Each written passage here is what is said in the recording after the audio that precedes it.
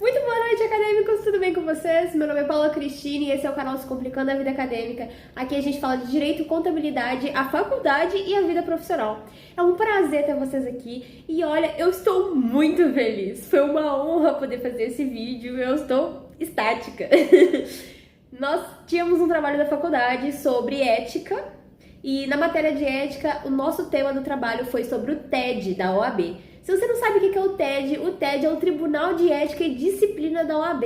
É onde temos toda a configuração do Código de Ética e do Estatuto da OAB em relação ao que os advogados podem e não podem fazer, como eles devem proceder em certas situações e como eles podem agir no meio do mercado de trabalho, no meio do mundo jurídico e afins. E o que até protege eles e dá um respaldo legal para a sua segurança. Tendo isso em mente, o meu grupo da faculdade se dispôs a ir atrás de alguém do TED para poder conversar com a gente. Formulamos algumas perguntas, 29 para ser mais específicas, e graças a Deus os conselheiros da seccional de Ipatinga nos atenderam, tiveram a gentileza e a paciência de nos atender e responderem todas as nossas perguntas. E a primeira coisa que eu quero separar aqui para vocês, que o TED fica em Belo Horizonte. O que viemos procurar aqui em Ipatinga foi a seccional da OAB, que quem comanda ela são, além do presidente, dos seus respectivos funcionários, os conselheiros. Nós em Ipatinga temos 10 conselheiros em relação à ética e disciplina, cada um operando os seus próprios processos. E 2 deles, o Dr. Bruno e a doutora Letícia, tiveram o carinho de receber a gente na OAB e poder responder todas as nossas perguntas, todas as nossas dúvidas e nos contar inúmeras novidades e curiosidades sobre o Conselho de Ética e Disciplina. Bem, eu estou muito feliz de ter feito essa entrevista, estou muito honrada e eu vou colocar aqui para vocês verem. Tenham paciência comigo, é mais ou menos 1h30 de conversa, mas foi uma super aula, foi incrível e creio que vai ajudar a mim, a nossa turma e a vocês também. Se vocês querem ver mais alguma coisa, gostariam de saber mais coisas sobre a OAB, sobre o Conselho de Ética, sobre o TED, sobre a matéria de ética em questão e algumas outras matérias da faculdade, você já sabe o que fazer. Deixa aqui nos comentários, curte, compartilha, acesse o meu Instagram, acesse o TikTok, o Facebook, o que te der na telha, que você vai ser muito bem-vinda. É um prazer ver você aqui de novo. E de acordo com o Dr. Bruno, eu irei sim postar no YouTube as partes cômicas, porque sim, tiveram partes cômicas nesse vídeo, porque de acordo com ele, se eu não postasse, eu não poderia divulgar esse vídeo na internet. Então o Dr. Bruno está aqui as partes cômicas antes do vídeo em si. Tchau! Eu vou ter que adaptar, que a minha colega fez em direção ao tribunal. Qualquer coisa a gente corta, fala que a gente não responde e segue, entendeu? Pra não ter que Eu queria só deixar registrado um vídeo aí que ela chegou atrasada, marcou às 2h da tarde e não chegou. Pode constar, e essa parte tem que estar lá no seu blog, você fala? No seu canal, no seu canal. Só no da faculdade que eu não vou. Se não colocar essa parte, não pode colocar o restante não. Tá ótimo. Você quer começar falando alguma coisa ali antes e depois fazer as perguntas? Apresentar. Segue nós, essa sessão? Segue, curtir. Esse vai mesmo pro da faculdade. Eu ia depois só postar o vídeo naturalmente no YouTube, mas caso vocês não queiram, eu vou postar. Tipo, Não, a gente vai. Tem umas aqui que eu vou adaptar, que tá direcionada ao tribunal, mas acho que a maioria dá pra fazer. Como que vocês preferem que eu apresente a vocês? Começa pelo Bruno. Pergunta pra ele sobre a formação e tal. Se você quiser perguntar, a gente mesmo se apresenta, né, Bruno? Só fala que você está Você aqui tá aqui com na os 2 OAB? conselheiros, dos 10 conselheiros, tá? Nós estamos representando aqui os outros 8 conselheiros. E deixa aberto para a gente se apresentar, né? Só para entender, no caso são os conselheiros da seccional de partida, são 10 ao todo. Exatamente. Acho que não tem uma apresentação muito boa. Não, Pode pode fazer do jeito que você estamos achar que tem que fazer. Estou aqui na OAB de Patinga com 2 conselheiros do Conselho de Ética e Disciplina e eles me informaram que ao todo são 10. Nós vamos começar com as apresentações deles. Aí solta pra gente, depois você já pergunta o que você quiser. Pode ficar tranquilo. Não tô nada.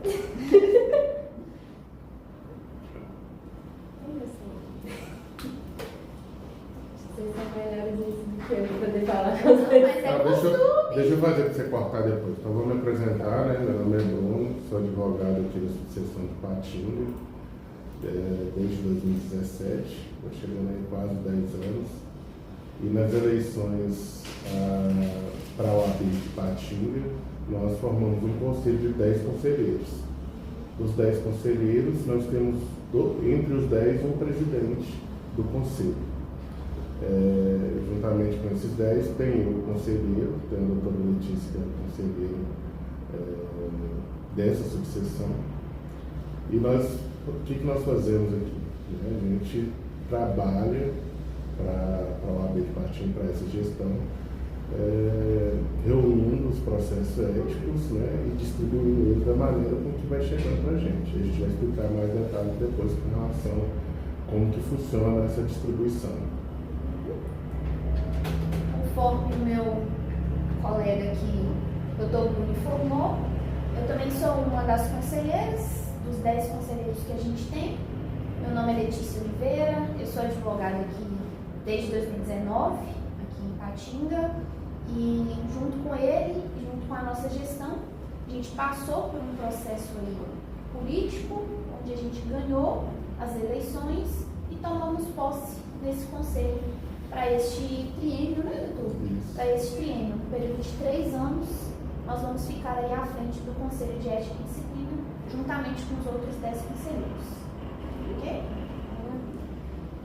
Doutores, passada a apresentação de vocês, uma das primeiras perguntas seria a formação, mas vocês já responderam. O que motivou vocês a se envolverem com questões de ética e disciplina profissional? Na verdade, assim, quando iniciou a gestão, bem um pouco antes da gestão, há um planejamento para começar essas eleições. Na verdade, a OAB é uma política também, né? A gente tem eleições. Então, é reunido um grupo de advogados, né? Onde são selecionados aqueles para fazer parte desse corpo. Né? Tem o diretor, o presidente, o vice-presidente, tesoureiro, secretário e depois vem os demais que são os conselheiros. Né? Então, quando vai se formar essa chapa, tem que se formar essa chapa na íntegra, né? Todo esse grupo. E nós fomos convidados para fazer parte dessa chapa. Aí que entra como a gente se inseriu nesse grupo, né? Através do convite da candidata, que é hoje eleita presidente da subseção aqui de Patinga. Foi feito esse convite e nós aceitamos e a gente faz parte desse corpo do Conselho de Ética aqui de Patinga.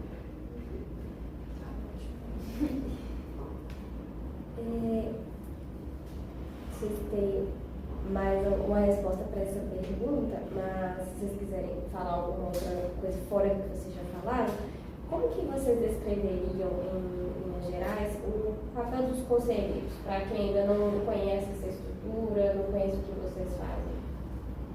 Eu poderia citar um dos principais pontos aqui nosso, é justamente essa garantia e o respeito com o Estatuto da Advocacia e também com o Código de Ética e Disciplina, que muitos advogados, às vezes, principalmente alguns recém-formados, né, chegam no mercado de trabalho e têm alguns desconhecimentos em relação a isso, em relação a como o processo disciplinar funciona, em relação a que tipo de infração ética ele pode estar submetido ou não às suas condutas. E eu poderia dizer que o nosso papel, além de resolver essas questões quando chega até a gente, é também essa prevenção, para tentar fazer essa garantia e tentar fazer com que o Estatuto seja cumprido em Minas Gerais. Na verdade, verdade, assim, o corpo do conselho, ele também, igual o doutor falou, além de agir preventivamente, ele também age de uma forma de correção, né? A gente sabe que, embora a gente queira que seja os advogados agem de forma ética, todos os advogados agem, a gente sabe que nem todos vão agir dessa forma. Então, o conselho é justamente para isso, para dar esse equilíbrio, né, de conseguir mostrar para a sociedade também, para os órgãos que rodeiam nós, né, o judiciário, que os advogados vão agir de forma ética na sua profissão. Esse é um dos papéis do conselho.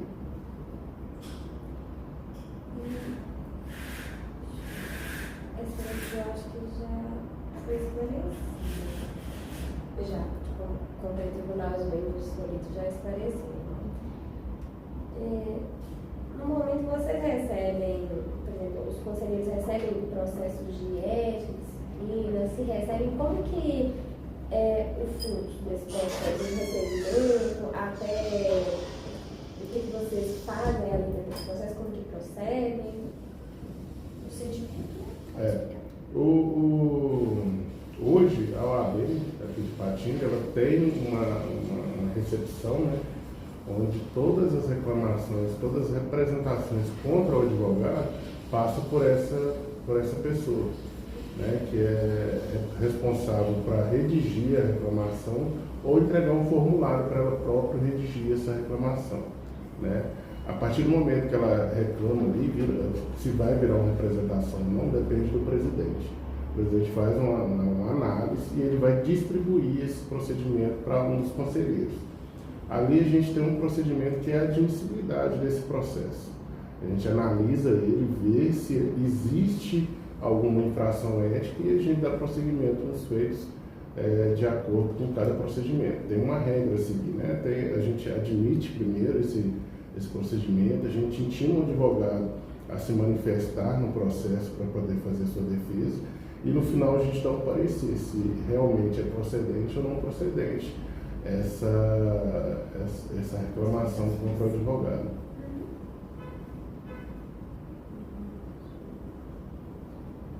Nesses casos dos processos, tem uma garantia de sigilo do processo disciplinar e essa questão, por exemplo, de parcialidade de julgamento, tem esse sigilo nos processos em relação aos advogados, em relação às informações ali dentro do processo?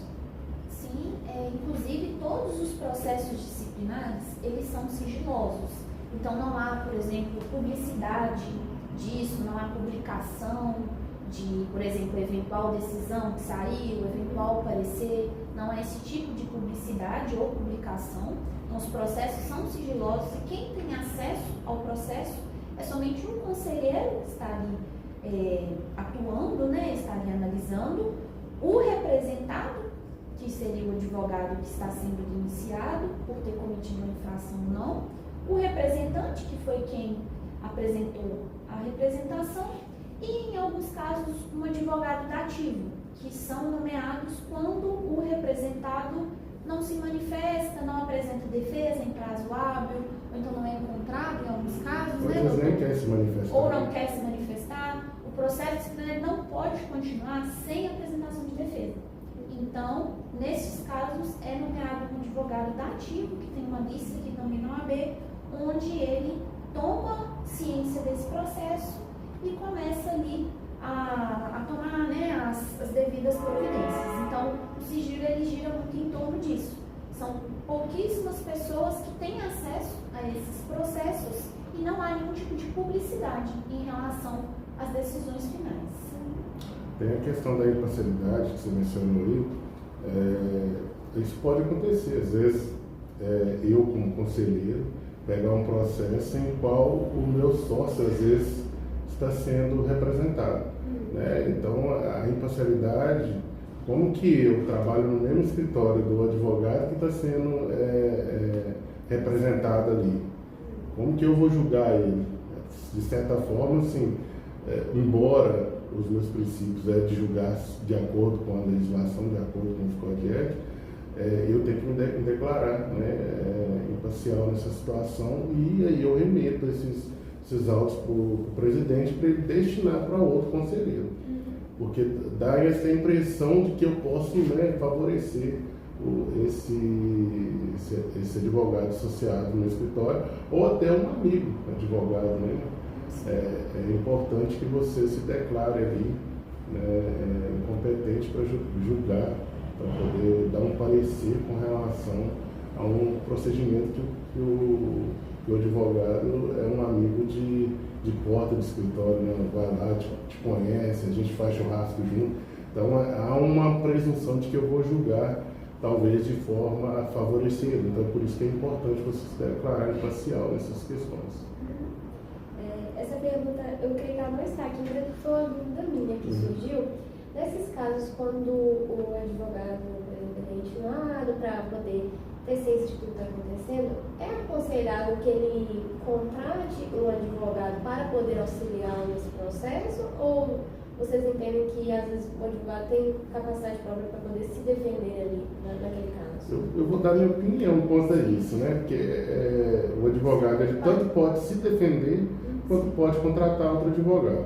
Na minha opinião, quando se trata de um processo que te envolve, né, dependendo da complexidade do caso, então, por exemplo, se tem uma representação em que eu consigo provar efetivamente que ela que não tem uma origem, né, não é verdade os fatos, talvez eu mesmo me aconselharia a se defender.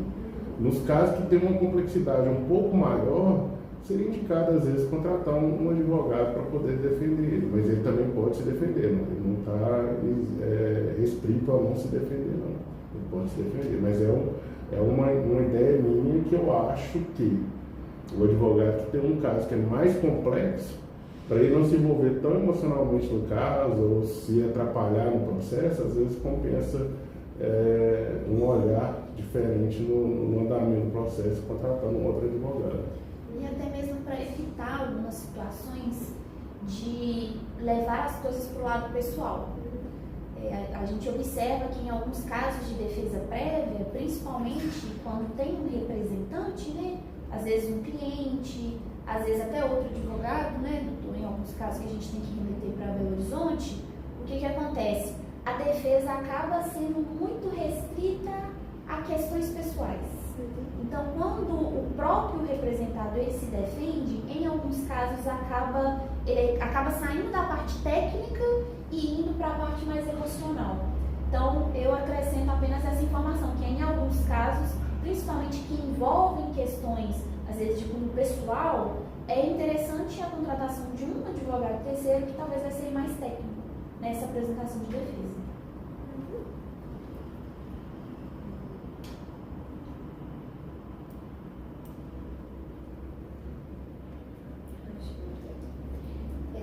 O advogado acusado, ele tem direito à defesa contraditória da mesma forma que no processo judicial? E como que isso funciona na prática de vocês?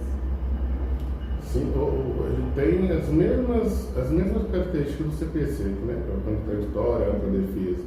Porque o rito é semelhante. Né? A gente tem a admissibilidade, que é como você está recebendo um processo lá no judiciário. Lá passa por uma triagem, então a gente tem a admissibilidade, a gente olha se realmente tem os requisitos. Depois da admissibilidade, a gente notifica, intima ele para ele, em 15 dias, apresentar uma defesa prévia. Das mesmas situações é igual no judiciário, quando é intimado a apresentar a defesa. Depois dos 15 dias, a gente tem, em alguns casos, a gente marca audiência de conciliação, para tentar uma conciliação entre o advogado e a outra parte que representou. E depois, se caso não tiver uma conciliação, se for frustrado, a gente vai para uma audiência de instrução, semelhante também no caso do judiciário. Depois da audiência de instrução, tem, no caso do judiciário, uma sentença. No nosso caso, é um parecer. Aí, depois do nosso parecer, a gente intima novamente para o advogado, ou, na verdade, pode ter uma associação também, associação de advogados, um CNPJ, para eles virem e apresentar suas alegações finais.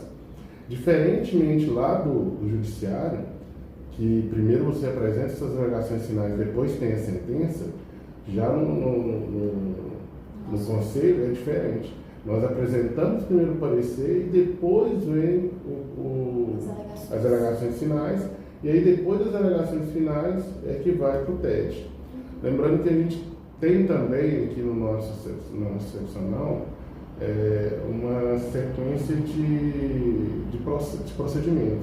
Então, quando eu dou o meu parecer, antes mesmo dele ser intimado para alegações finais, nós reunimos aqui nessa mesa mesmo, nós temos, fica uma maioria do conselho aqui, né, a soma da maioria, para julgar se o meu parecer é condizente com a situação. Se realmente é aquilo mesmo, aí eles fazem uma avaliação e aí depois ele é intimado para fazer essas alegações finais.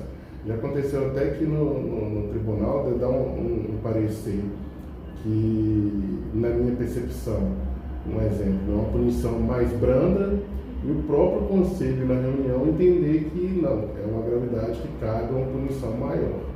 E aí, depois que faz isso, é enviado para os advogados e eles têm uma ampla defesa, que é o parecer para se defender dessa decisão, antes mesmo de ir para o Tribunal de Ética.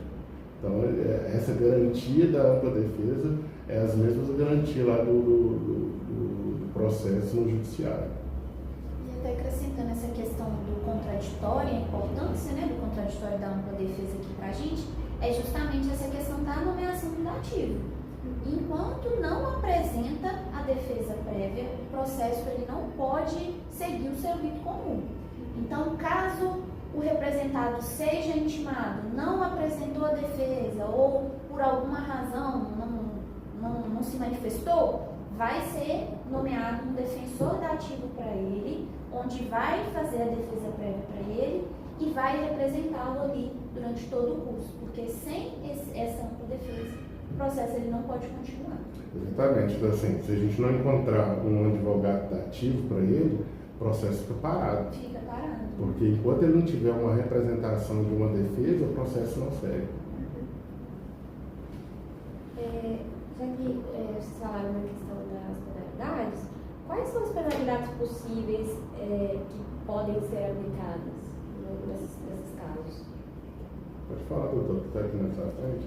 Eu vou citar de uma maneira mais geral, que depois a gente até traz o que a gente realmente vê aqui.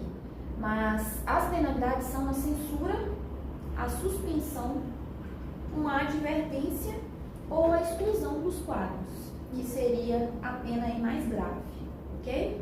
Quando a gente está falando de censura, e até mesmo que ela pode ser, de certa forma, convertida em advertência, é a forma mais branda e a penalidade mais branda que ocorre.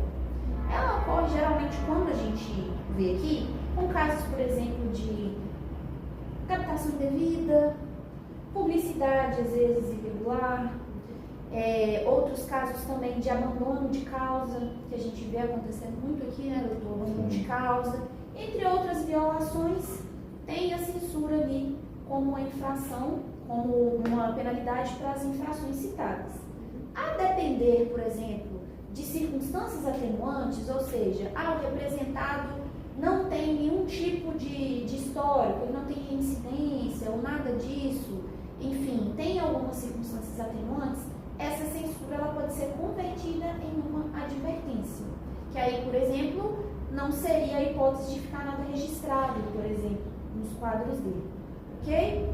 Já a suspensão e a exclusão são casos mais específicos e mais graves, digamos assim.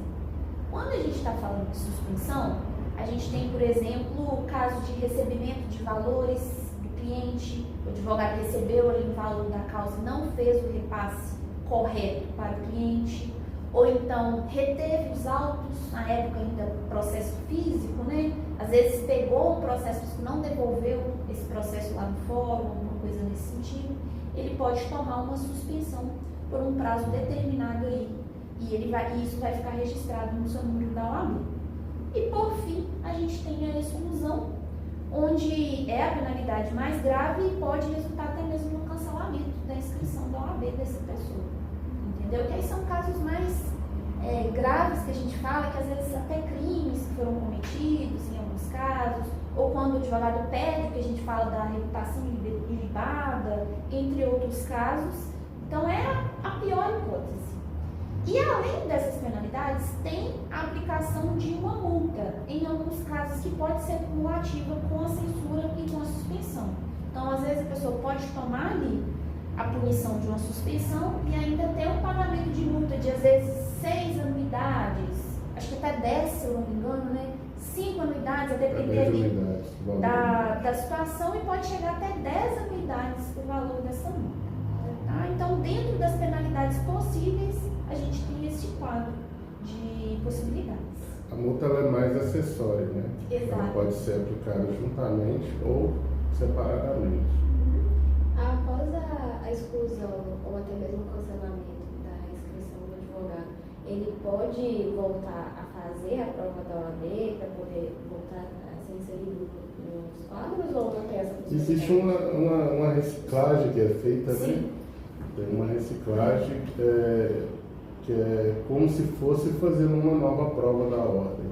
Só que são critérios mais específicos, entendeu? São situações mais específicas, não é somente, por exemplo, ir lá e fazer de novo, não. Ele vai ter que demonstrar também outros critérios para ele poder retornar aos quadros de inscrição. Inclusive demonstrando essa questão da reputação, como a gente falou. Uma característica da suspensão às vezes o advogado retém os valores, por exemplo, 15 mil, 20 mil, 30 mil, de um cliente, e às vezes essa suspensão ela está condicionada ao pagamento do cliente, dos valores. Então, por exemplo, enquanto ele não pagar os valores que cabe ao cliente, ele não está apto a retornar a ser advogado novamente. Nesses casos dos processos de ética, disciplina, tem possibilidade de recurso das decisões? Vocês já viram, já fizeram? E se tem essa possibilidade, para qual instância que vai? O próprio TED tem eu não sei se você conhece muito bem como funciona no juizado especial. No juizado especial você entra com um processo e quando você recorre, lá mesmo formado uma turma, né, dentro do próprio juizado, para poder julgar reexaminar o julgamento da primeira instância. No caso do Tribunal de Ética é a mesma coisa. Existe lá dentro um coletivo, né, um colegiado, que quando você recorre dessa decisão, eles vão julgar esse primeiro resultado que teve na primeira instância aqui do TED.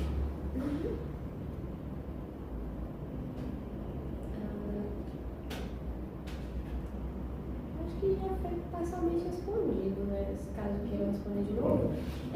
Sem entrar em casos específicos, justamente por conta do sigilo, quais seriam os tipos de infração ética que mais aparecem com frequência nos processos aqui? Olha, pelo menos que chega até a mim, abandono de causa está sendo, digamos aí, a primeira infração que eu estou recebendo mais de representações, e também recebimento de valores indevidos. Acredito que esses dois estão sendo aí os maiores que a gente está vendo. Advogado que pega o dinheiro mesmo, no processo do cliente, e abandono de causa. Inicia ali com a procuração e, por uma razão ou outra, simplesmente abandona e deixa o cliente, às vezes, sem informação, às vezes deixa o cliente sem até saber que o processo encerrou, enfim. E são essas duas infrações que estão chegando aqui com bastante frequência. Tem alguns que até somem, né? Às vezes, por exemplo, recebe os valores e somem, né? Desaparece. Exato. São aqueles que, às vezes, tem muitos casos que, às vezes, tem acontecido, às vezes, até reiteradamente, às vezes, com um advogado. Não são vários advogados, mas, às vezes, acontece, são sempre os mesmos. Às vezes, o advogado, ele pega um contrato, ele recebe por ele e não executa, não faz o trabalho que deveria ser feito. Isso acontece muito. Esses são um dos casos que acontece.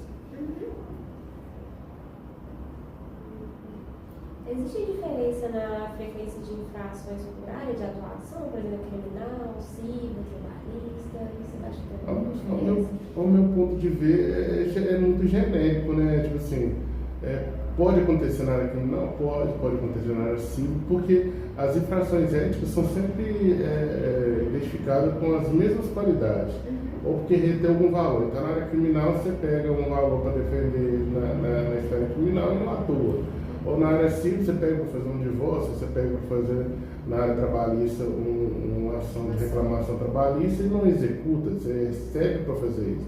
Então, assim, eu acho que é abrangente em todas as áreas.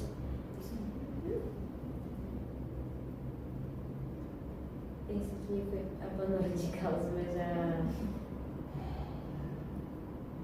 já foi respondido que é um dos problemas mais recorrentes no momento, né? Sim. Mas como que vocês tratam esses casos de abandono de causa?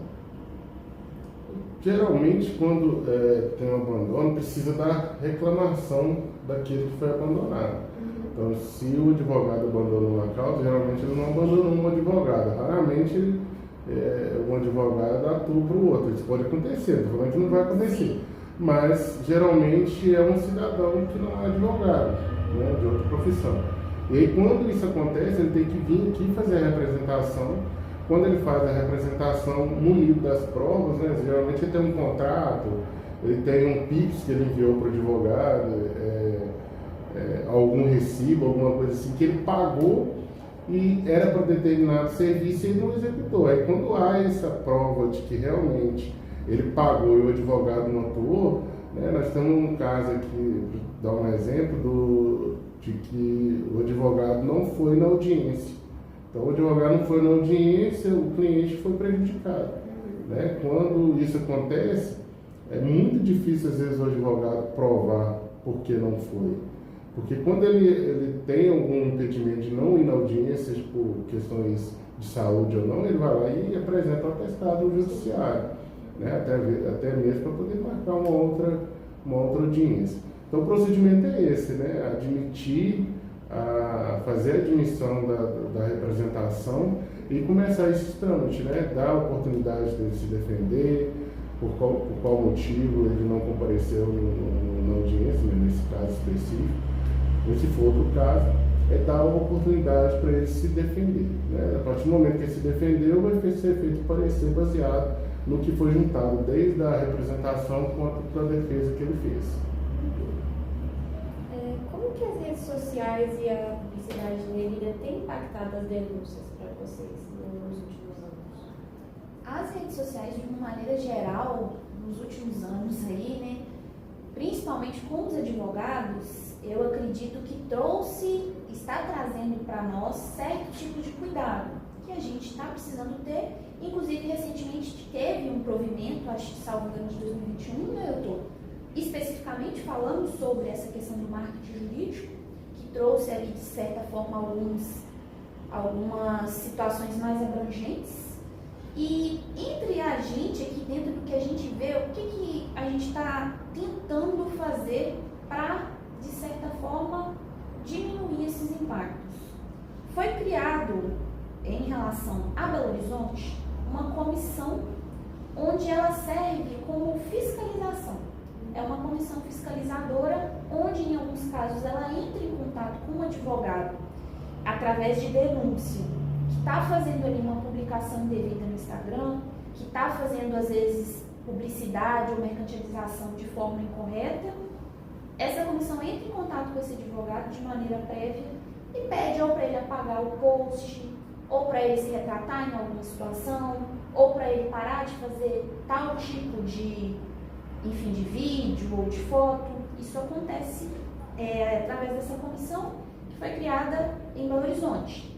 E aqui em Ipatinga a gente criou um método que é um método de aconselhamento também, onde a gente envia através de carta mesmo, pelo correio, para alguns advogados, quando a gente recebe uma denúncia, e faz esse tipo de aconselhamento. Olha, evita esse tipo de post, evita esse tipo de publicação, porque chegou até nós esse tipo de denúncia, entendeu? Então, quando a gente toma conhecimento, através dessas denúncias, enfim, quando chega até nós, quando a gente pode fazer esse contato inicial de aconselhamento em relação às redes sociais e à publicidade, a gente acaba fazendo. Seja através da comissão em Belo Horizonte, ou seja através da carta que a gente envia por correio aqui mesmo de Matinho. Eu acredito que nas capitais talvez seria mais corriqueiro esse tipo de situação. Uhum. Aqui em Patinga, eu pelo que eu venho acompanhando, acho que os advogados estão começando a aderir esse tipo de marketing dentro das redes sociais, né? Sim. Ainda eu vejo que ainda é um início que ainda está, né, em tese controlado, né? Alguns advogados ponderam muito nas suas divulgações. Não, pelo menos para mim, né, na minha atuação aqui, ainda não chegou nenhuma representação contra o advogado que fez alguma publicação de captação ilegal nas redes sociais, não. Mas para que a gente tenha esses números, né, tem que haver mais representações. Né? Igual, por exemplo, a gente sabe que há um bom tempo atrás, né, doutora, a gente tinha alguns escritórios que era contabilidade, que era uma corretora, tudo junto. E pelo estatuto não pode, né? Não pode ter uma mesma publicidade de contabilidade e de outro tipo de serviço junto com a advocacia. Mas a gente sabe que isso, em alguns casos é comum, mas se não chegar um desfecho, uma representação aqui para o conselho, essa atuação fica um pouco limitada, a gente não consegue dar números, né? É igual nas redes sociais, eu acho que muito advogado ainda não, porque às vezes a gente não vê, né, nas redes sociais, porque às vezes o público-alvo daquele advogado está direcionado mais à população, não para os próprios advogados.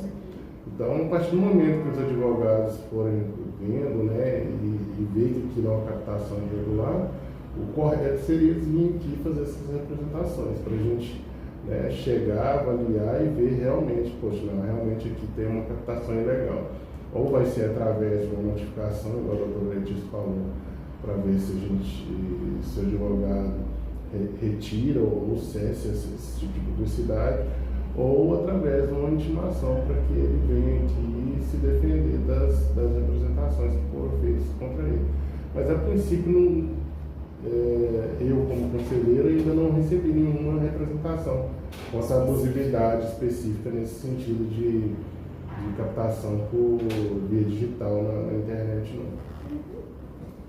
Existe algum comportamento que a sociedade em si não considera grave, mas que representa uma infração séria no código de ética?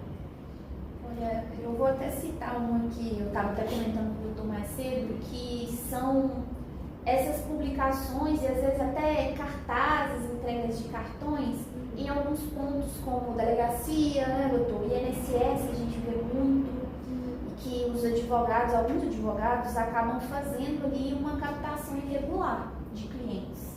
Então, aquela ideia que às vezes para a sociedade no geral é comum, acha que está entregando um panfleto ali e está tudo certo. Para a advocacia isso não pode. Então, você não pode ficar entregando seu cartãozinho, enfim, de maneira reiterada em um ponto e falando, me contrate, advogado, enfim, no INSS, caso precise, tudo mais, em delegacia, mesma coisa. E às vezes as pessoas veem como, mais um panfleto, né? Mas não, isso é gravíssimo, isso é uma infração, principalmente com essa questão da conduta de captação irregular. É uma das coisas que eu acredito que muitas pessoas não sabem, né? Que não pode, alguns advogados, inclusive. O advogado não pode vender, vende uma laranja ou vende uma loja que entrega panfletos no centro, na porta do escritório entregando panfletos, né? Não é a conduta ideal com o Código de Ética e Disciplina da Advocacia. Então, assim, o que acontece, a gente sabe o que acontece, às vezes o advogado, principalmente na delegacia, até em outros lugares, né, previdenciário também, né, doutor? Às vezes fica esperando uma oportunidade, às vezes o cliente chega ele vai lá e, não, eu sou advogado, você precisa de mim. Então, isso, às vezes, para o olhar da sociedade é normal, mas para o Conselho de Ética, para o Estatuto, não é a conduta adequada a se fazer. Na percepção de vocês, o volume de processos cresceu, diminuiu ou se manteve estável nos últimos anos? Vocês atribuem alguma coisa a essa tendência? Olha, eu acredito que cresceu. Pelo menos dentro dos últimos anos aí, eu acredito que principalmente os clientes, eles estão ficando cada vez mais conscientes, principalmente dos seus direitos e deveres também. Então, assim, eu acredito que de um tempo para cá, tanto as pessoas, a sociedade no geral, está cada vez mais ciente de algumas situações e a prestação de serviço de advogado não ficou fora disso. Então, acredito que aquela coisa de o cliente às vezes é muito leigo, não sabe disso e tudo mais, pelo menos ao meu ver, tem diminuído. Hoje em dia, principalmente com a internet, com a informação ali na mão, com a tecnologia, o cliente ele sabe, muitas das vezes, o que o advogado está fazendo de errado ou não. Então, em alguns casos, a gente vê e recebe a representação que o cliente está ali com todas as provas, está com todo o relato, porque ele sabe, por exemplo, que o advogado abandonou a causa dele, ele sabe que ele deveria ter recebido X reais, o advogado só repassou Y para ele, e isso acaba aumentando o número dos processos por esse conhecimento que está, acredito eu, mais fácil acesso, por conta até mesmo na tecnologia que a gente tem aí hoje, com o chat GPT, entre outros. A internet facilitou esse conhecimento da sociedade no que concerne o direito dela quando o advogado vai prestar serviço. Exato. Então ele busca mais informações e consegue chegar e entender que cabe a representação de enquanto advogado, por isso que aumentou. Uma das coisas que mais aumenta também, essa é uma percepção minha, não é estatística, eu acho que até uma das próximas perguntas talvez que você vai fazer, é a celeridade desse processo. Né? Não é um processo que entra aqui e que no outro dia está pronto. Né? Então existe todo um procedimento que tem que fazer que demora. Né? Então, às vezes, até a gente chegar a um parecer e até a gente chegar a uma decisão final do Tribunal de Ética, demora bastante, às vezes anos. Né? Então, às vezes, nesse intervalo de tempo, o advogado vai cometer mais 2 ou 3 ou 4 infrações. Então, aí já vai vir mais 1 ou 2 ou 3 para nós iniciarmos lá no início, enquanto uma já está chegando lá no final para ser julgado. Então, até que ele seja punido, essa é uma percepção que eu tenho, né? Até que ele seja punido com a decisão final lá na frente, ele tem um espaço muito grande para cometer outras infrações aqui. Então, alguns advogados reiteradamente que cometem essas infrações, durante 1 ou 2 anos, ele tem tempo suficiente para cometer várias aí. Então, por isso que às vezes aumenta. E até no início da nossa conversa que eu falei que às vezes não são vários advogados aleatórios, às vezes um só, às vezes num grupo de, vamos colocar assim estatisticamente, de 10, um já cometeu 10, 15 infrações aí, né, reiteradamente. Então acaba aumentando o número de processos.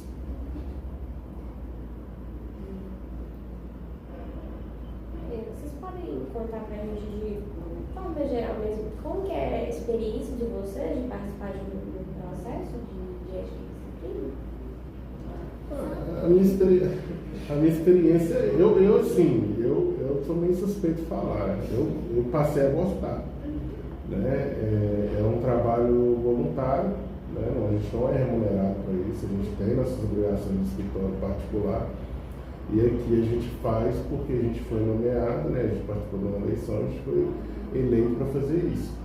Então, assim, o meu compromisso durante esses 3 anos é de entregar o meu melhor para a OAB de Patinga.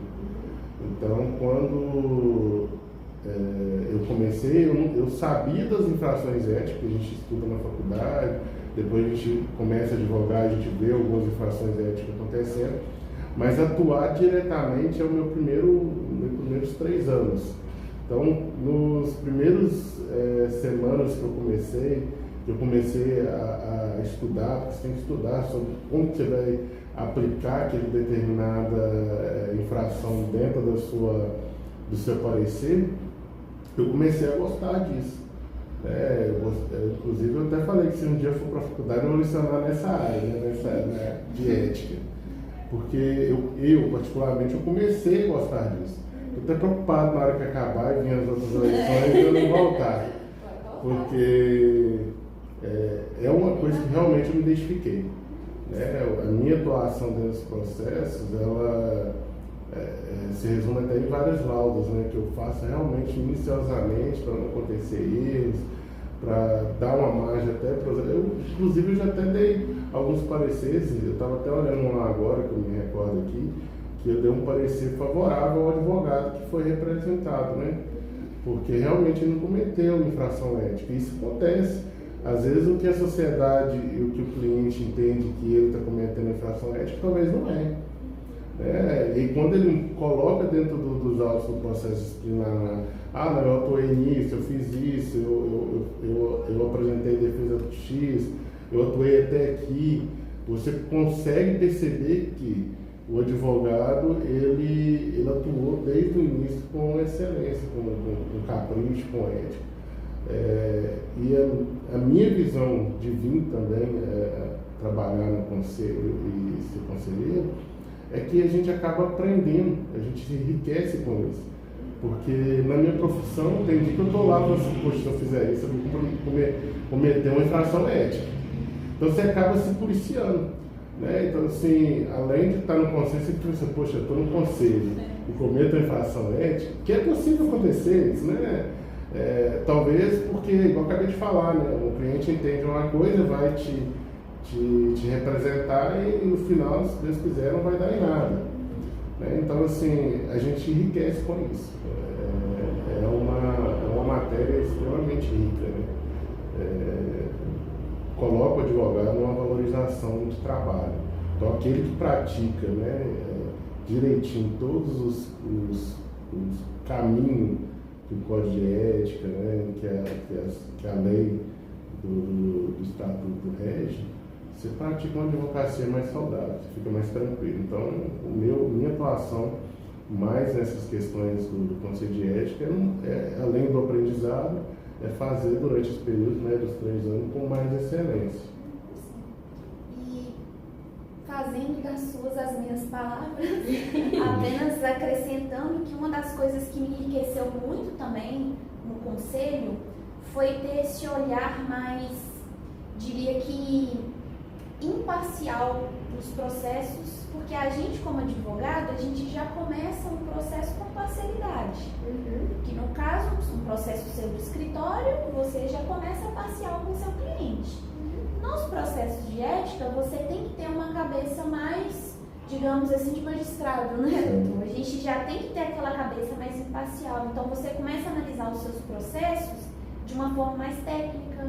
Você começa, às vezes, nos meus processos de escritório, por exemplo, tomar mais cuidado com documentação, porque eu sei que a documentação vai ter um peso maior. Então, eu acho que estar no conselho me trouxe este olhar mais técnico para o procedimento como um todo e dentro daquilo também que o doutor falou, este cuidado e este zelo que a gente tem com a nossa profissão. Porque a gente vê aqui nos casos que, infelizmente, um advogado, o seu nome é o que você tem.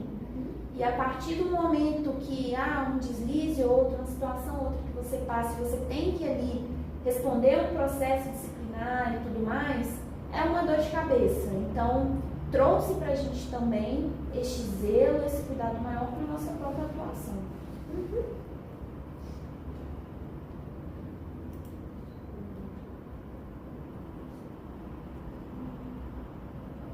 Nos processos de vocês sentiram que tiveram um espaço adequado para poder atuar, para apresentar os documentos que provavelmente vocês apresentam nos processos? Então, a gente tem um procedimento, é como se fosse um próprio fluxograma, né, doutor, de passo a passo do que o conselheiro em si faz. Entendeu? Então, pelo menos em relação a este passo a passo, a esse espaço e tudo mais de adequação para atuação, a gente nunca teve problema em relação a isso não. Então é bem tranquilo, desde quando chega a representação, passa pela autuação, o presidente faz a distribuição, o processo vai para mim, o processo vai para o doutor Bruno, a partir disso vamos apresentar ali uma admissibilidade e tudo mais, a gente tem muita tranquilidade nesse passo a passo a se seguir, dentro do que o doutor falou, com muito estudo, com muita técnica também, para seguir todos os procedimentos que garantem que o processo vai chegar até o TED com o melhor parecer possível. Entendeu? Então, pelo menos dentro do que a gente vê aqui é bem tranquilo em relação a isso.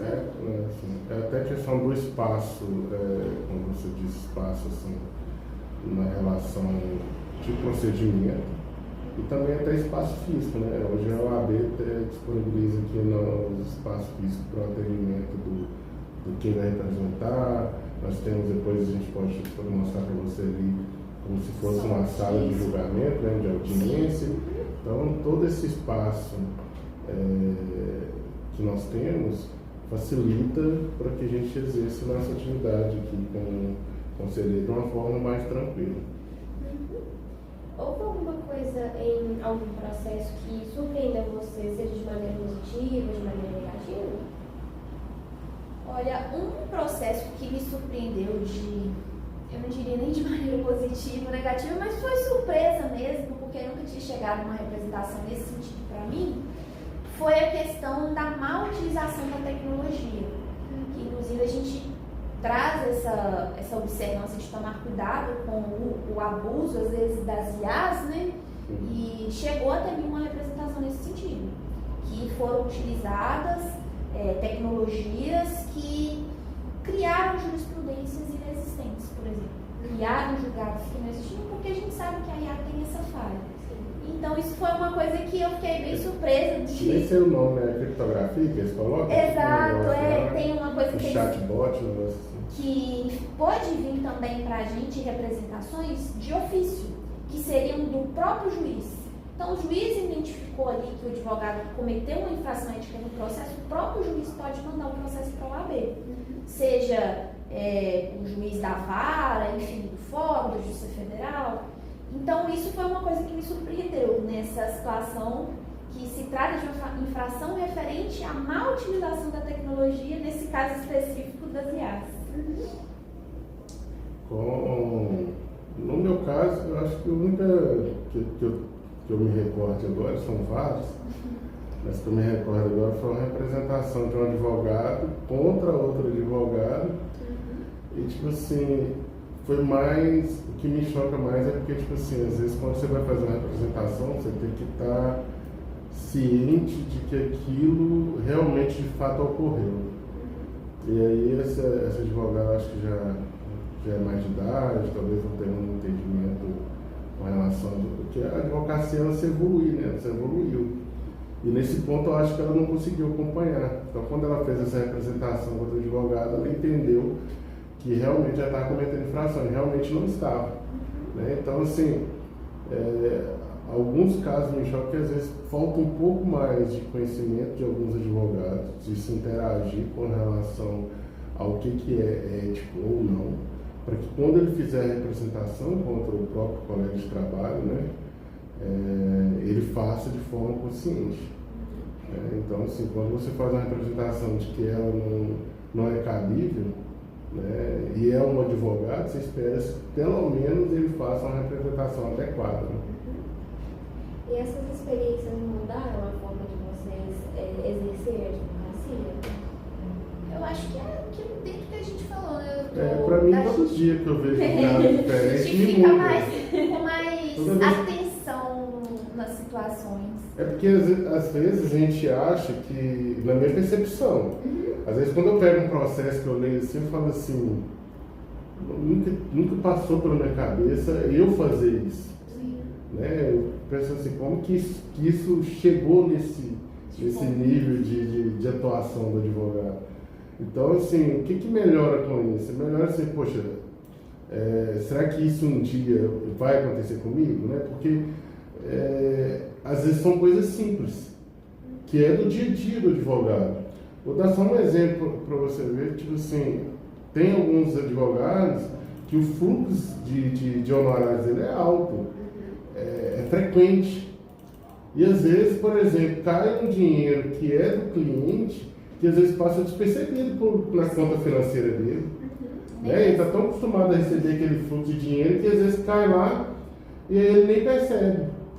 Só que alguns advogados, existe aquele advogado que caiu o dinheiro e o cliente vai lá e reclama, ele vai e repassa. E existe aquele advogado que às vezes, ou talvez por estar corriqueiro demais a vida dele, ele não consegue responder ao cliente. Aí o cliente vem aqui e representa. Aí quando chega numa audiência de conciliação, fala, não, é só isso, é questão de dinheiro, está na minha conta e tal, ele pede desculpa, realmente eu não consegui te atender. Em alguns casos fala que teve alguns casos que acho que até durante esse período ele teve um problema de saúde, ele ficou inabilitado de responder, realmente se comprovou, e aí acaba ali na conciliação, porque fala assim, me passa a conta que eu vou depositar o dinheiro, aí pede desculpa, às vezes faz uma reconsideração nos próprios autos do processo, que realmente foi uma falha dele e tudo mais e tal, e aí acaba ali. Né? Então, assim, serve de aprendizado para a gente também. Então, assim, para que isso não ocorra, né, Letícia, eu acho que quando o escritório atinge um certo nível de independência financeira que gera muito alto, tem que ter um financeiro para poder cuidar dessa parte. Inclusive, até alguns advogados, às vezes, quando eu vou pedir para poder pagar alguma sentença, eles falam assim, doutor, liga nesse número aqui que é o departamento financeiro. Então, assim, já tem separado. O escritório já pensou nesse caso. Pô, a gente não pode falhar nessas questões de dinheiro. Mas tem alguns advogados que, às vezes, né, talvez é porque ainda não teve esse olhar para ter um financeiro. E vai gerando, vai entrando, o dinheiro vai caindo, ele não vê e acaba entrando na infração ética contra o cliente. E esse é um aprendizado muito grande para a gente. Com certeza. Vocês acreditam que outros colegas têm conhecimento suficiente sobre essas normas éticas? Como vocês enxergam isso? Eu acredito que alguns têm o conhecimento e às vezes escolhem a omissão de não tê-los, e acredito que de fato alguns desconhecem. Então eu acredito que tem essas duas formas de profissionais. A gente vê que tem profissionais que de fato sabem de todas as formas que pode ou não atuar e seguem aquilo com diligência. A gente sabe que tem aqueles que sabem que estão fazendo errado e assumem o risco de a qualquer momento. Nós estávamos falando sobre isso esses dias, Exato. Hoje, né? Assumir o risco de... Prefere assumir o risco e ganhar cliente do que... Exato, então ele sabe sim que ele está fazendo errado e acredito sim que tem ali uma parcela que desconhece. Já tive alguns casos nesse sentido. Se vocês pudessem dar um conselho a um advogado recém-formado sobre ética profissional, qual conselho seria? Eu até falei uma frase, qual é a frase? Você anotou a frase? O doutor Bruno falou pra gente que se fosse para dar um conselho, ele diria que é para não fazer aquilo que você sinta que está fazendo errado. Que na maioria das vezes você, no fundo, você sente, você sabe que aquilo vai estar te incomodando. De certa forma, incomoda. Você consegue sentir. Quando o advogado ele começa a advogar, ele tem esse medo de advogar. Né? Esse olhar assim, será que se eu fizer, até no processo, será que se eu fizer uma petição assim, vou ser punido, ou vou fazer errado, ou vou prejudicar o meu cliente? Aí ele tem essa percepção de que se eu fizer assim vai dar errado, se eu fizer desse jeito vai dar certo. Essa é a mesma percepção que você tem que ter no seu dia a dia com a questão ética.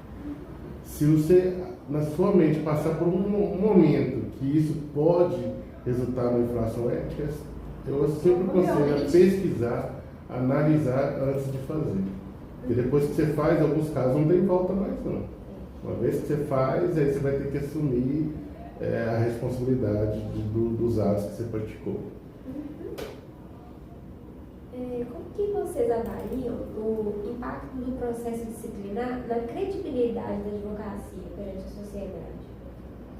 Eu acho que ele é muito importante em relação a essa credibilidade, até mesmo para a sociedade entender que há essa segurança, tanto jurídica quanto social, de que ela pode sim recorrer aos meios cabíveis, dentro também das nossas limitações, claro, qualquer tipo de situação que envolva essa prestação de serviço na advocacia.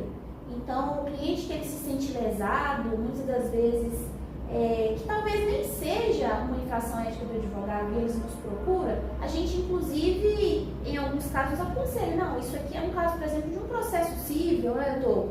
Ou então, questões relacionadas, por exemplo, à parte financeira, ou algo nesse sentido que não configurou infração ética, a gente também traz essa orientação, não, olha, isso não cabe uma representação, mas você pode procurar os seus direitos dentro deste tipo de forma, enfim. Então, eu acho que, perante a sociedade, a importância do conselho como um todo e o processo disciplinar é justamente essa segurança de resguardar os direitos dos clientes e da sociedade como um todo com as prestações de serviços na advocacia. O bom também é importante que a sociedade entenda que o Tribunal de Ética, o Conselho de Ética, ele não traz uma solução material financeira para aquele que representa. Exato. Então, por exemplo, um advogado que deu um prejuízo financeiro para o cliente, ele vem que representa, nós, como conselheiros, nós vamos punir ele eticamente. Não necessariamente que ele tem que devolver os valores, né? Ele vai ser punido eticamente. Claro que existe um caso, igual eu falei, da suspensão, que a gente aplica a suspensão condicionada a ele devolver o valor para depois ele começar a advogar. Mas digamos que o advogado precisando não quer mais advogar, né? Essa devolução para a sociedade daquele cidadão que vem aqui representar, talvez ele fique meio frustrado. Poxa, ele foi punido, ele não pode mais advogar, mas também não me devolveu o dinheiro. Então, quando a doutora fala aqui que é para ele buscar a área civil, não com a expectativa que o tribunal devolva, o conselho devolva algum dinheiro para ele, é exatamente nesse sentido. Porque aqui nós vamos na causa que o advogado deu origem, não no material, né? Então, não cabe o advogado, nós não forçamos o advogado a devolver aqueles valores. A gente condiciona, às vezes, a suspensão, às vezes uma multa, às vezes a devolução do dinheiro, mediante ele retornar à sua atividade. Mas se ele não quiser fazer, né, não quiser devolver, ele fica suspenso. Porém, o cidadão ele fica meio frustrado, porque ele quer realmente os seus dinheiros de volta. E para poder ter o dinheiro de volta, o meio cabível é a área civil contra o advogado. Né? A punição de um advogado nesses processos, ela é divulgada? Como que a sociedade fica sabendo? E isso seria suficiente? Em termos gerais, é aquela questão do sigilo que a gente falou. Então, assim, quem fica sabendo, em regra geral, é quem está envolvido no processo. Então, o cliente que abriu a representação vai receber esse parecer e vai receber depois se teve ou não punição. O representado, o advogado, ou enfim, o representante dele, ou se tiver um advogado ativo também fica sabendo, e aquele conselheiro que deu o parecer. Então, em linhas gerais, não tem essa publicidade até por conta do sigilo que o processo disciplinar exige. Entendeu? Existe uma tensão entre proteger o advogado e proteger aquele cliente que foi prejudicado pelo advogado? Como que os conselheiros equilibram esse interesse no processo? Eu acho que pelo menos aqui, que a gente pode falar da gente, né, doutor? A gente consegue equilibrar isso com bastante imparcialidade. E foi aquilo que o doutor falou, quando a gente identifica que é uma situação que envolve uma pessoa às vezes conhecida, ou envolve algum colega de trabalho, alguma coisa assim, nós mesmos nos declaramos incompetentes para poder analisar aquela situação, e aí o processo ele é redistribuído para outro conselheiro. Entendeu? Então eu acho que em relação a essa imparcialidade ela é bem mantida. Justamente para não haver essa intenção de proteção do advogado. Exatamente. O fato de você transferir para outro advogado, que às vezes nem conhece aquele advogado, é justamente para ter essa punição adequada. Sim. Se houver uma punição, claro. Mas a ideia é que não haja uma proteção, mas sim a aplicação do que é o Código de Ética e Disciplina.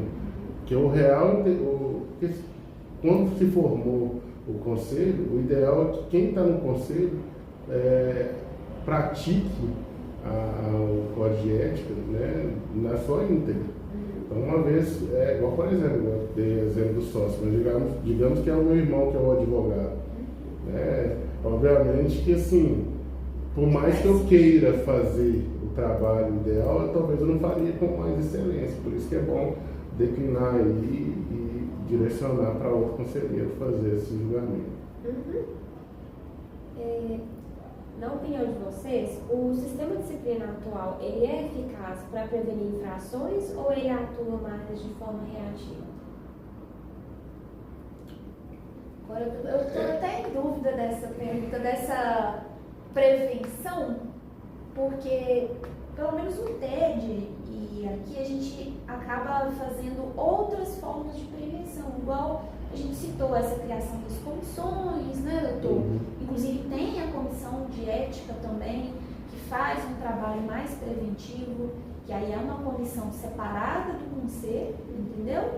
Que traz muitas das vezes alguns eventos, palestras também, de forma até mesmo a trazer essas informações para os advogados. A gente observa aí que, pelo menos aqui na nossa subseção, sempre tem eventos nesse sentido, para trazer informação, para que o advogado, às vezes o recém-advogado, entenda o que ele pode, o que ele não pode fazer, principalmente nas redes sociais. O que eu posso? Eu posso postar sentença? Eu posso postar resultado de processo? Eu não posso? Como que é isso? Então, eu acho que o TED em si não seria essa questão preventiva, seria mesmo mais reativa, como você disse, né? Mas tem outras formas da gente conseguir prevenir para que não gere tantas infrações disciplinares. Então, seja através da criação das comissões, seja através de alguns órgãos de fiscalização, igual a gente citou, entre outras situações. Mas é importante que você entenda que o conselho aqui, ele não atua na prevenção, não. Exato. Né? Ele atua na verificação e na medida em que vai chegando as representações, nós atuamos nessa situação. Por isso que existem outros departamentos para poder cuidar da prevenção. Porque a intenção do conselho é apurar as infrações de ética, não de prevenir elas. Então chegou aqui, a gente vai apurar, vai recepcionar essa infração, ver se tem uma admissibilidade para a gente chegar ou numa audiência de conciliação e resolver a conciliação, ou no AIJ, que a gente faz AIJ, ou futuramente, mais posteriormente, no parecer favorável ao arquivamento ou desfavorável vindo para opinar pela infração.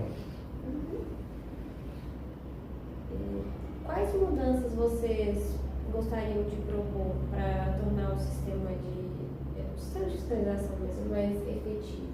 Tem algo que vocês têm em mente que ficaria melhor? Até demais. Mas um deles a gente, os processos eles são, não é da sua época, mas é da minha, né? Na minha época a gente ia por fora buscar os processos físicos, né?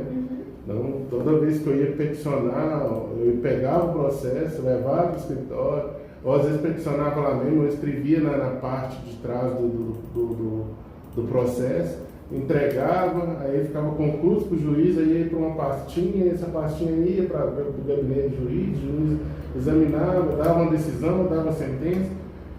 Hoje o nosso processo aqui é desse jeito, né? Ele é físico, né? Papel. Então toda vez eu tenho que vir aqui, pegar ele, levar para o escritório, nós temos uma indicação aqui para a gente fazer tudo aqui, né? Então a gente pega aqui, faz aqui e tudo mais, mas se torna cansativo. se fosse todo ele digital, às vezes lá do meu escritório mesmo, de forma reservada ali, eu faria todo o procedimento, inclusive as audiências feitas aqui, a gente podia fazer online talvez, né? Seria mais sério. Então essa é uma indicação muito boa para evoluir, né? A gente já evoluiu no judiciário, por que não evoluir com os processos disciplinares? Inclusive, se a gente fosse seguisse esse caminho do mundo digital aqui no TEC, no tribunal, o próprio tribunal de lá já teria acesso ao processo lá quando ele subisse para lá, de forma digital. De forma bem quase Vai tudo manual, pelo correio. Manda tudo. Nem imaginava. Sim. Era isso na minha cabeça. Eu jurava que Você era vai digital? digital. Não, é uma pasta, né? Igual nos processos, se você teve contato com os processos antigos. O único que eu vi mesmo, que eu tive contato foi no Procon. Eu acho que era no Procon. No igual do Procon, sim, Mais exatamente. ou menos da mesma forma. E até mesmo o nosso parecer, por exemplo. Fiz um parecer, impressora, imprimir, assim, pede a assistente para poder colocar e enumerar as páginas, e aí abrir um prazo para as alegações. O máximo digital que tem no nosso processo é às vezes quando, por exemplo, eu já fiz a audiência e não estou com um processo aqui. E aí eu fiz o parecer no escritório, às vezes eu assino digital, né, na assinatura digital ali no PDF, aí eu mando, é o máximo que vai digital. Eu realmente não imaginava. Eu achava que era PJS. Poderia ser já Dizem que está num procedimento para isso, né? Sim. Pelo que a gente soube, pelo menos eles já estão começando até a querer implantar em Belo Horizonte. Eles falam que o custo lá é já alto, né, está, para sim. fazer isso. Tem que criar um sistema próprio mesmo de virtualização. E que mantenha, né, o sigilo, igual nos processos mesmo, tem que ser uma coisa muito bem rigorosa.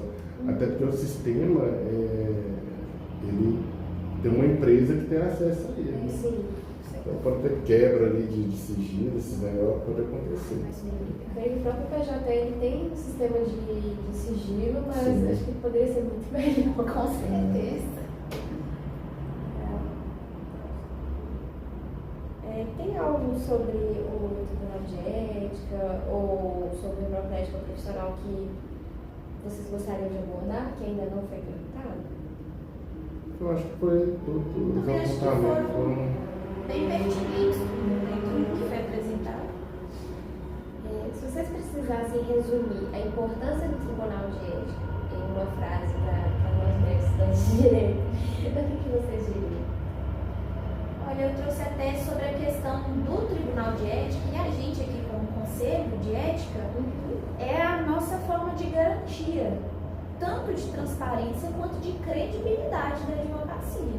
Então, o que a gente tenta aí fazer e o que a gente procura fazer é que a advocacia ela tenha esse respaldo, principalmente perante a sociedade, e que entenda que este órgão e tanto as nossas profissões elas possuem ali certos tipos de condutas que precisam ser regularizadas e rigorosamente seguidas.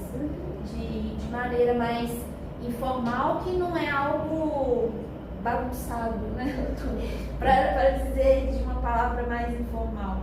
Tem critérios a serem seguidos, tem um estatuto a ser cumprido. Não cumpriu, você pode sofrer punição, você pode sofrer penalidades. Então, precisa ter esse tipo de cuidado e que esses cuidados e essas responsabilidades, elas não acabam somente após passar na prova, como se diz. É aí que começa tudo. Eu resumiria minha frase na seguinte situação, né? Eu acho que o Código de Ética é como se fosse uma regra. A gente sabe que tem um início e que tem um fim. Acho que no momento que você extrapola aquele limite da régua ali, você começa a praticar o excesso. Então, se nós não tivéssemos aí o Código de Ética, a gente não teria um limite. E aí você praticaria qualquer coisa que você viesse na sua mente. Então, acho que o resumo é isso aí. O advogado, como toda outra profissão, tem que ter aquela metragem, aquele limite, até onde você pode ir. E agora nós temos a última pergunta. vocês indicariam algum outro profissional ou algum outro documento que possa enriquecer a nossa pesquisa? Eu acho que o próprio estatuto mesmo e o próprio SED, que é o Código de Ética e Disciplina, porque através destes dois, tanto do Código e do Estatuto, esses dois provimentos são o que nos baseiam nos nossos pareceres, nos nossos parâmetros. Vão ser ali que vocês vão encontrar, por exemplo, essas infrações que a gente citou. Então, isso de certa forma enriquece muito até para poder entender como que começa o processo e, enfim, até que ponto ele pode chegar, até qual nível de penalidade o advogado pode sofrer. Então, eu recomendaria o Estatuto e o Código de Ética mesmo. Recomendo também, né, até na própria aula na ética, né, focar muito, porque às vezes parece ser maçante, né, desgastante, às vezes dá sono, mas é uma matéria extremamente importante, inclusive nos canais da OAB, que às vezes tem palestra, tem cursos, né, às vezes segue lá o canal, segue os canais para vocês fazerem as inscrições e participar também dessas palestras que ocorrem aqui dentro da própria instituição. Né? A instituição, ela abrange tanto o advogado como o estagiário, mas aqueles que estão iniciando também no jurídico lá na faculdade também vão ter acesso às informações. Creio que até alguns de nós eu pelo menos já tenho bastante acesso às OAB, ao Instagram da OAB Jovem, eu já fico ali de olho para ver onde tem um novo evento. Doutores, a nossa entrevista chegou ao fim. Eu gostaria de agradecer não só por mim, mas por toda a turma. Eu entendo que isso foi uma super aula que vai ajudar a gente bastante e vai ser um prazer poder apresentar isso para a nossa turma como nosso trabalho de ética. Eu gostaria de agradecer pelo tempo que vocês disponibilizaram, pelas respostas e pela paciência que tiveram com a gente. Muito obrigada. De nada, eu também agradeço. Pra acabar o... Vamos ver se ficou bom, né? Ficou ótimo. Se não postar o atraso dela, ó, detalhe, né? Advogado não pode atrasar e nem perder prazo não, hein? Só nesses 30 minutos já acabou minha audiência.